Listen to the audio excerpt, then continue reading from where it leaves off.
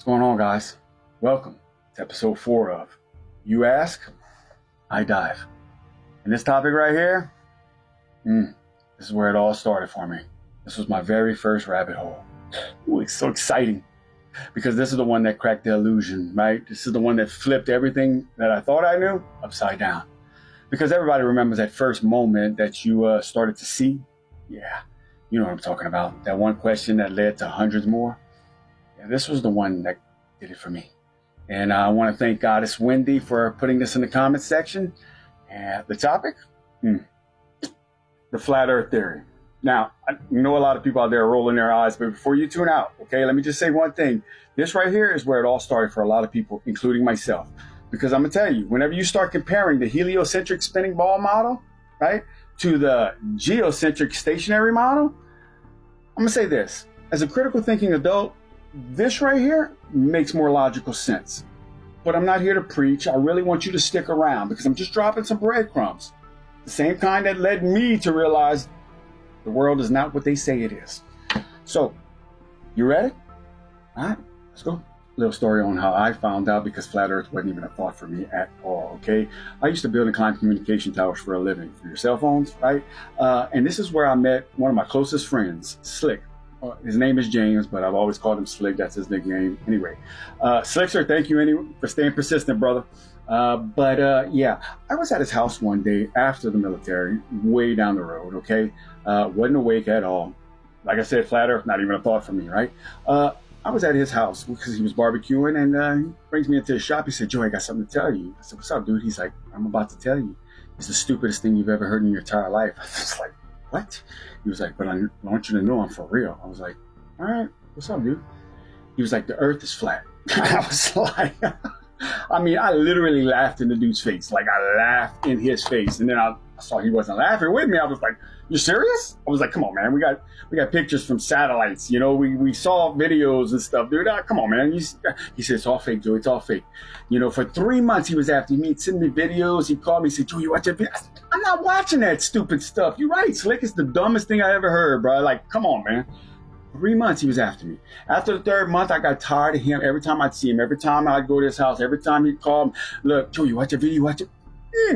After the 3rd month, I was like, "You know what, Slick? I'm tired of this stuff. I'm going to watch all your videos, bro. I'm going to debunk your little flat earth in 5 minutes. He says, "Bet."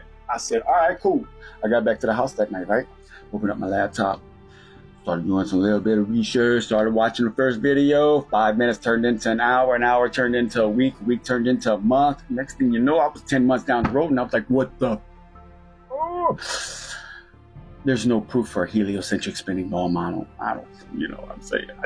I can't find it. Anyway, we're going to go on to the next scene because this one right here, yeah, as you can see, who has the different one? Who has the different one? Depictions of Earth. Now, let's talk about this globe model that they drilled into us since we were kids.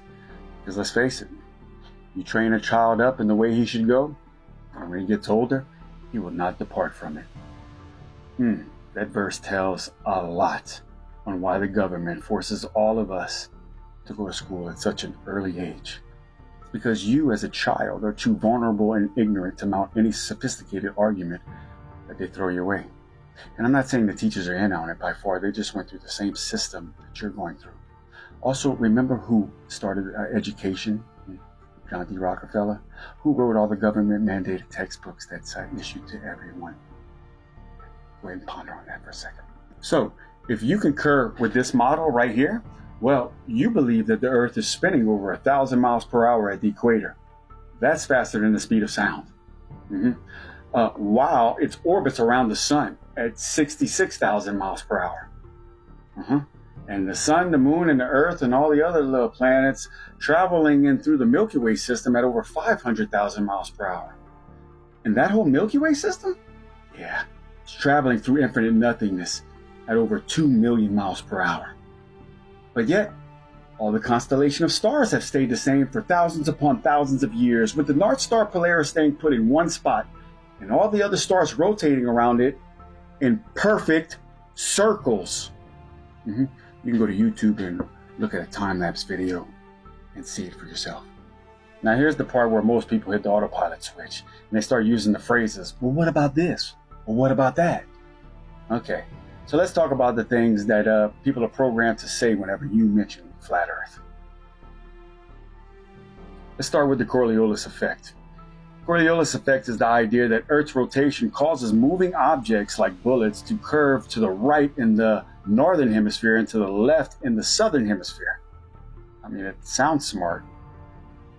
People actually use snipers and long-range rifles as proof of Earth's spin. Wow. Okay, I was in the military. I know snipers personally. And not one sniper, and I repeat, not one I've ever talked to has ever used the word Coriolis effect, has never been taught Coriolis effect, okay? Not in training, not in boot camp, not in advanced marksmanship, nothing. Not one, okay? I honestly can't believe that people are telling me that, use your discernment here, okay? You're actually telling me that a bullet that hits its target in a matter of seconds is affected by the Coriolis effect, but a balloon is not? A plane is not? Seriously? And don't even get me started about this thing right here, okay? Because if that was the case, you'd have to tie up every single crane across the world that's in construction, because when they got back to work the next morning, the cranes would be all over the place, okay?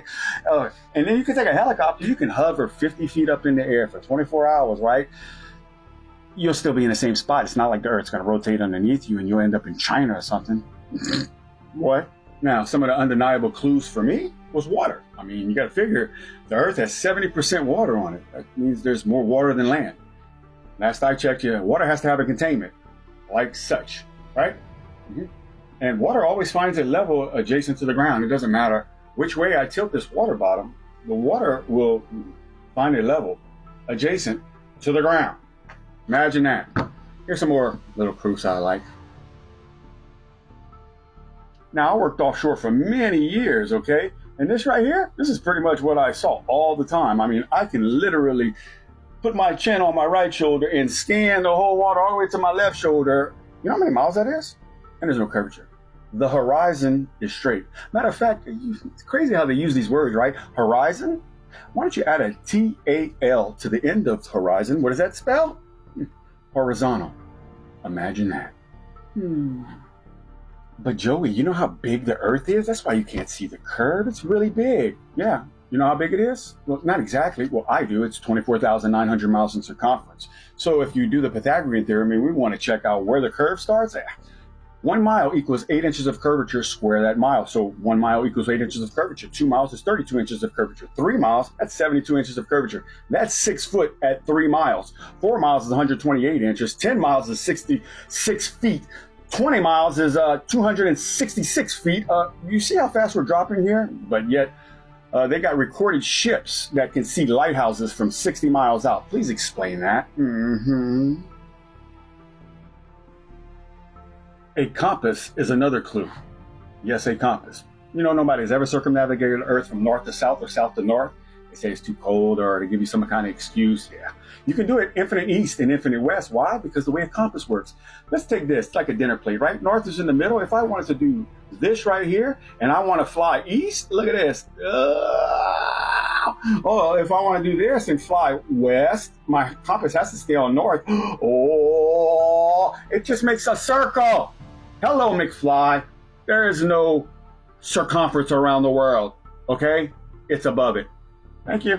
Now, this is an emotional topic for a lot of people, right? Because if you never questioned what you were taught, how do you know what to believe? Flat Earth was a moment everything changed for me. It was the first rabbit hole I truly went down, and it opened the door. And let me say, there's no going back. I felt so betrayed, so angry, but it lifted the veil, and that's what started the fire in me. I couldn't stop asking questions. I needed to know more. So yeah, this topic means a lot to me, and I already know it's going to stir the pot. So I welcome the debates, the question. I welcome it all. I just ask you keep it respectful and keep it real. And let's have some fun with this. Also, don't forget to add more topics because you ask, I dive.